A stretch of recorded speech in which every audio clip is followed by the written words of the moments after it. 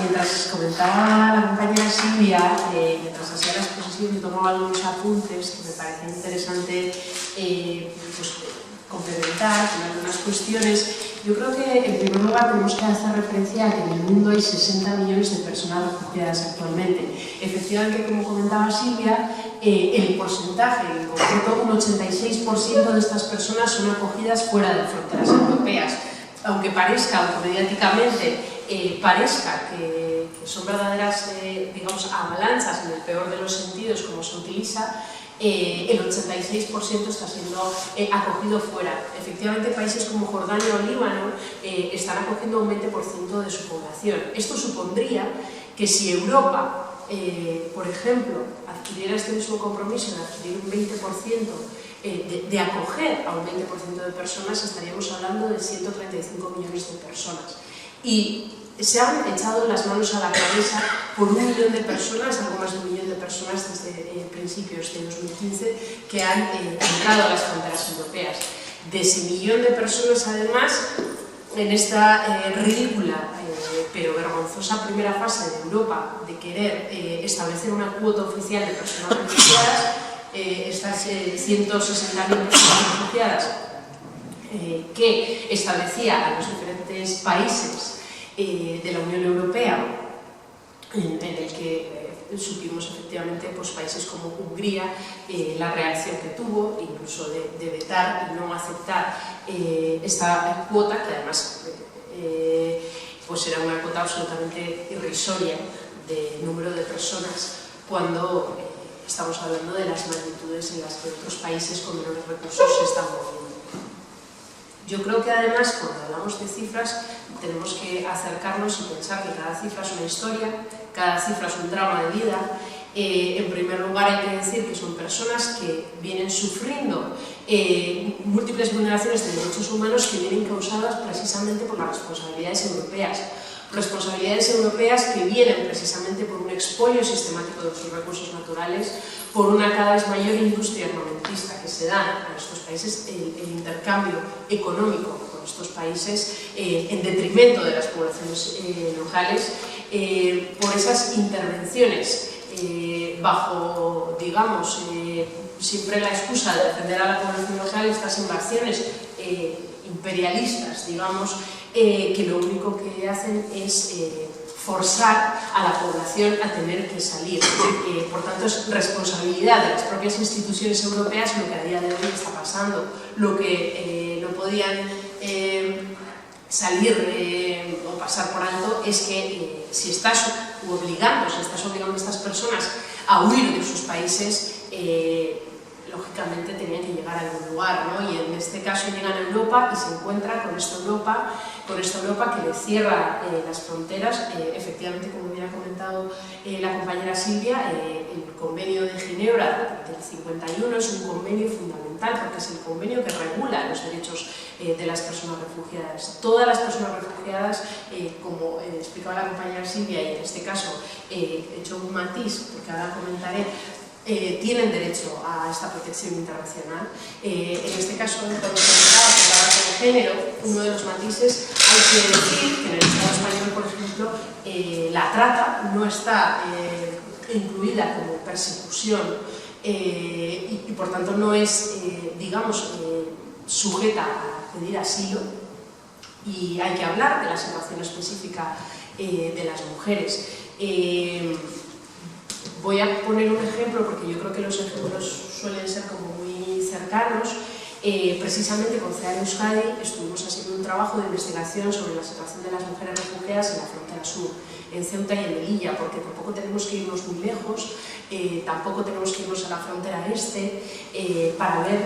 esa vulneración de derechos humanos y esa trata de personas que se da en fronteras más cercanas, como es en Ceuta y en Melilla, donde cuando tú vas, pues independientemente de que tengas más o menos información al respecto, la realidad supera la ficción. En el monte, en el famoso monte Burgú, estamos concretamente en Melilla, en el monte Burgú, digamos, donde están las personas esperando a poder pasar, hay bases militares marroquíes, bases militares estadounidenses, hay detectores de movimiento, detectores de calor. Hay una serie de infraestructuras multimillonarias que nadie podría pensar, con un poco de sentido común, que si no sería de manera interesada no se favorecerían esas imágenes. Y cuando les interesa, pues esas imágenes de avalanchas, como se les suele llamar, de personas que intentan cruzar las vallas. Quienes intentan cruzar las vallas, en este caso en Ceuta y Melilla, son en su mayoría hombres. Y sobre todo, además, podemos distinguir diferentes nacionalidades también. Aunque las imágenes que tenemos son de las vallas, en realidad el porcentaje mayoritario se da en los pasos fronterizos. En los pasos fronterizos que no tienen ningún tipo de garantía, ningún tipo de protección y que en función de la nacionalidad, por ejemplo en este caso nacionalidad siria, que la mayoría tienen un amplio poder adquisitivo, pues pasan por estos pasos fronterizos, pasos por los que no hay ningún tipo de control y pasan a diario, circulan a diario entre 20.000 y 30.000 personas, con lo cual esa imagen que tenemos oficial de las vallas viene a ser un porcentaje minoritario y además una situación prácticamente forzada en la que vemos, en este caso Marruecos, en la frontera sur, cómo hace el trabajo sucio al gobierno español. Cuando estuvimos pudimos verlo de primera mano. Fuimos diversas instituciones de sociedad civil, Comisión de Derechos Humanos, muchísimas personas de diferentes sensibilidades que hacíamos un trabajo con las mujeres refugiadas y pudimos concluir, en el caso particular de las mujeres, cómo las mujeres refugiadas sufren todo tipo de violencia en todo su tránsito migratorio, todo tipo de violencia sexual, todo tipo de explotación y de trata. Claro, cuando llegan aquí se encuentran con el problema de que la trata no es un motivo para solicitar asilo, oficialmente no está recogido como uno de los motivos para pedir asilo. Entonces se encuentran con múltiples pegas para poder solicitar esa protección internacional a la que tienen derecho. Claro, esto está pasando también en la frontera este. Muchísimas mujeres, un tercio de las personas refugiadas que se mueven por Europa son mujeres y niñas y niños. Claro, en su mayoría son familias monoparentales conformadas por mujeres, o bien porque sus parejas efectivamente ya están en otros países, o bien porque están en el país de origen. Y claro, sufren todo tipo de amenazas por parte de las propias mafias, por parte de las autoridades de frontera, que les exigen todo tipo de violencia sexual, etcétera, a cambio de o bien disminuir el precio del billete, o incluso de pasar gratis, o que tengan menores, digamos, consecuencias para ellas, ¿no? Y en ese sentido, pues evidentemente una persona, una familia, pues va a hacer lo que sea por defender a sus hijas y a sus hijos, y está sometida a todo tipo de violencia. Tanto es así que hace poco comentaba una refugiada kurda que en el campo de refugiadas en Grecia había algo que sí que se repartía, que era, digamos, lo único que tenían fijo, y es preservativos, porque les decían que al menos así no se quedaran embarazadas y al menos así no tuvieran que sufrir el calvario, además de violaciones, pues de seguir adelante con embarazos. Y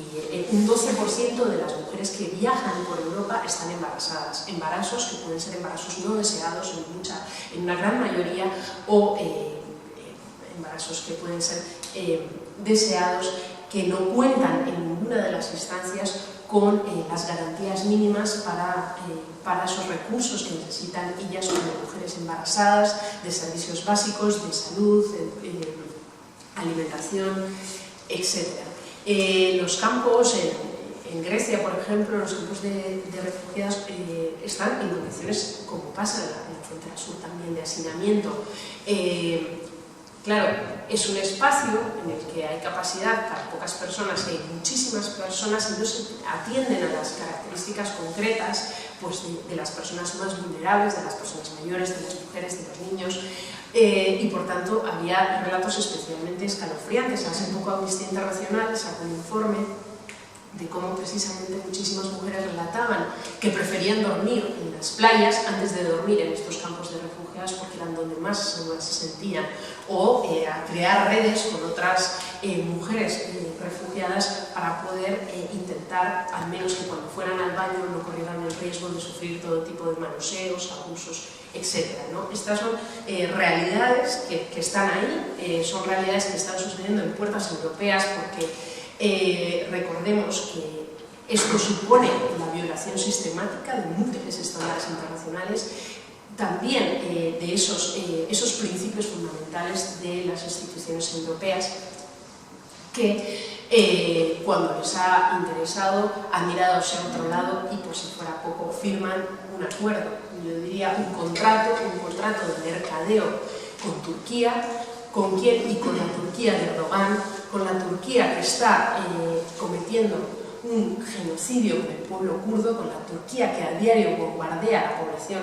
kurda, que vulnera los derechos humanos por 6.000 millones de euros. Este mercadeo, es decir, a cambio además de que pues, se favorezca, Turquía quiere entrar en la Unión Europea y eso todas lo sabemos, pues a cambio de que se reanuden esas negociaciones para entrar en la Unión Europea, a cambio también de eliminar los visados para ciudadanos y los ciudadanos turcos y también para favorecer las condiciones de seguridad del país, es decir, para que pueda seguir campando a sus anchas y vulnerando de manera sistemática los derechos del pueblo kurdo y también de las ciudadanas y ciudadanos sirios que están en los campos de refugiados. Hace poco ha habido una visita por parte de la izquierda unitaria europea, ha habido una visita a los campos de refugiados y se veían las condiciones en las que estaban. Decían, el relato era espeluznante porque decían que llegaban a Turquía ahora, tras el acuerdo, después del 20 de marzo, que es cuando digamos, se hace efectivo este acuerdo, estaban los campos llenos de banderas de la Unión Europea para que quedara claro de dónde habían venido estos fondos y les planteaba un poco más que pues como si fuera un hotel vacacional, hablando de los comedores como si serían restaurantes, cuando les dan una sola comida al día, si tienen suerte y gracias también, cómo no, y esto yo creo que es fundamental y ahora hablaremos de ello, a la ayuda y a la solidaridad de las personas que allí viven, de las organizaciones sociales y relatos verdaderamente dramáticos de vida de personas que, recordemos, y yo creo que es importante, en este acuerdo entre Turquía y la Unión Europea, lo que se hace es básicamente que las personas que llegan a las fronteras europeas sean devueltas y a cambio una persona, por cada persona que es devuelta, una persona de nacionalidad siria, es decir, dejamos de lado todos esos conflictos que comentaba Silvia, dejamos de lado esos múltiples conflictos. Hace 2 días han bombardeado Irak, seguimos con esos conflictos latentes a día de hoy, pero estas personas, digamos que no entran en este acuerdo, estas personas directamente están expulsadas y a cambio Turquía, digamos que les va a facilitar otras personas de origen sirio para que puedan ser reubicadas en el territorio europeo. Este es el mercadeo que se lleva, claro, desde todo punto de vista, efectivamente, a nivel jurídico ya incluso muchas instancias han denunciado. CEDAR también está haciendo un análisis para hacer una denuncia internacional por esta vulneración, porque se vulneran diversos estándares, pero también pues efectivamente es un acuerdo inmoral cuando sabemos que las condiciones en las que están los campos en Turquía, hay muchísimas, ha habido un escándalo muy grande con una firma muy conocida de ropa por la explotación infantil que se está dando con niños y niñas sirias en Turquía, es decir, que no solo por ese contexto que conocemos de Turquía, sino que además por la situación, por cómo está tratando a las personas refugiadas, pues no es, desde luego, no tiene ningún tipo de inmoralidad y no tiene ningún tipo de vergüenza. Digamos que lo que ha querido hacer Europa es que otros se manchen las manos de sangre y que hagan el trabajo sucio para blindar esas fronteras. Blindar esas fronteras que recordemos que cuando se supone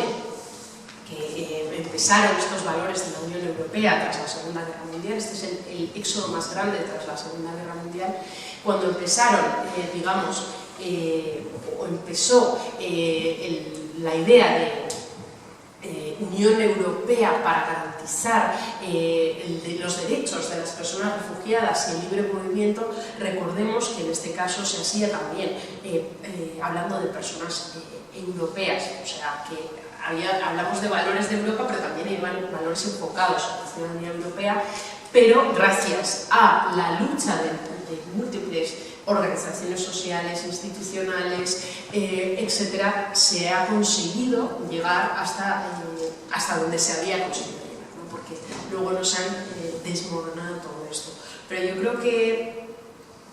hay que ver un apartado y hay que ver la otra cara de la moneda. Yo no me quiero extender mucho, luego es mejor casi que debatamos, que si tenéis alguna pregunta, pero yo creo que hay que ver la otra cara de la moneda, ¿no? Precisamente ante esta situación, yo creo que la ciudadanía europea está demostrando, y esto es reflejo aquí, está demostrando precisamente que no solo está inconforme, sino que quiere de manera activa colaborar en la medida de sus posibilidades para que esa Europa que nos han vendido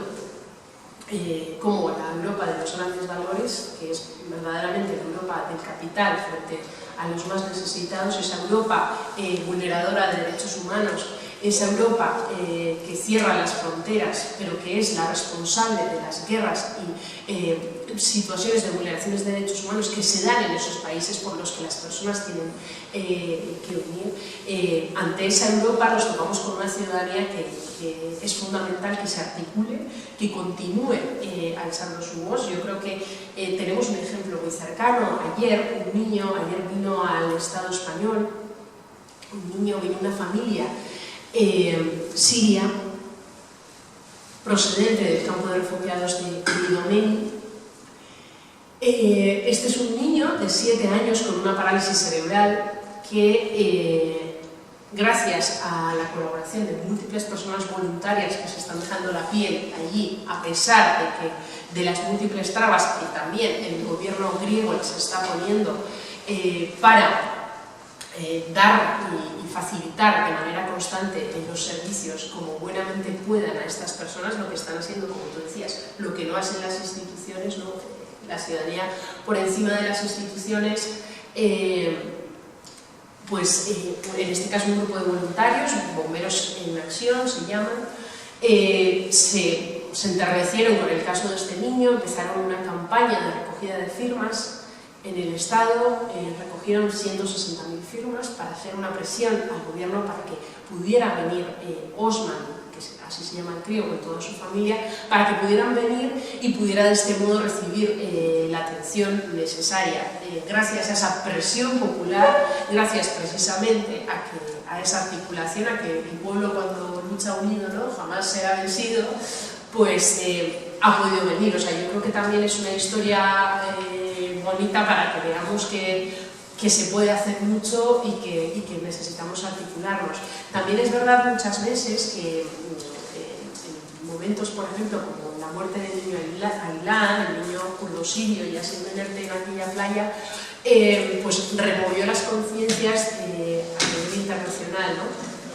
En este momento muchas veces te dejas llevar por esa parte más visceral, humana, de querer ayudar, y lo que pasa es que no tenemos mucha idea de cómo hacerlo muchas veces, ¿no? Pero es muy importante, sobre todo, pensar en que de pequeños gestos se sacan grandes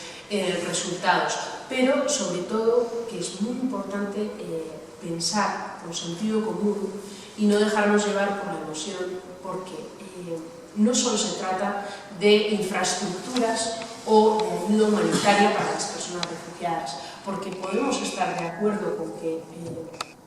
vengan personas refugiadas y cuenten con las infraestructuras necesarias para ello, pero sin embargo no estaremos en alguna otra ocasión de acuerdo con que al lado nuestro, por ejemplo, se construya un lugar de culto, se construya una mezquita, como es normal para ellos, para poder practicar su religión en las mismas condiciones que otras personas practican las suyas, ¿no? Entonces, que también pensemos y vayamos más allá y veamos que son personas que están entre nosotras y nosotros y que tenemos que respetar también sus modos de vida y convivir desde la riqueza de la diversidad, ¿no? Yo creo que también, ya para finalizar, lo prometo, es muy importante poner el foco en la frontera sur en una cuestión, y esto yo creo que es un buen ejemplo para ver algo que tenemos más cerca. El gobierno español, Rajoy, lo que hizo fue con una ley prohibir a las personas que llegan a Ceuta y a Melilla el libre acceso a la península, la libre circulación por el resto de la península. Esto es ilegal porque todas las personas pueden continuar, tienen derecho a continuar ese tránsito a la península o al resto de Europa, que entran por la frontera sur al destino final. Él lo que quiso hacer es, para que no entraran a la península, hizo una norma ad hoc para evitar esa libre circulación. Entonces, ¿qué pasa? Que cuando las personas llegan a Ceuta y a Melilla, no quieren solicitar asilo allí, porque si solicitan asilo no pueden salir de la península, solo pueden quedarse allí. Entonces, ¿qué pasa? Que tienen un centro de estancia temporal en el que llegan. Para que os hagáis una idea, el centro de Melilla tiene capacidad para 400 personas. Cuando nosotras fuimos había 1.500 personas. Imaginaos las condiciones de gente completamente diferente, múltiples nacionalidades, culturas, religiones, todas en condiciones miserables, con 15 funcionarios, 15 personas funcionarias para atender a todas estas personas, un centro que es responsabilidad del Ministerio del Interior del Estado español, y que cuando están por periodos bastante largos, 6 meses, incluso puede ser más tiempo, cuando estas personas se trasladan de estos centros, se trasladan a la península, se trasladan a los famosos CIES, a los centros de internamiento de extranjeros, que son como verdaderos campos de concentración. De hecho, hay una campaña muy importante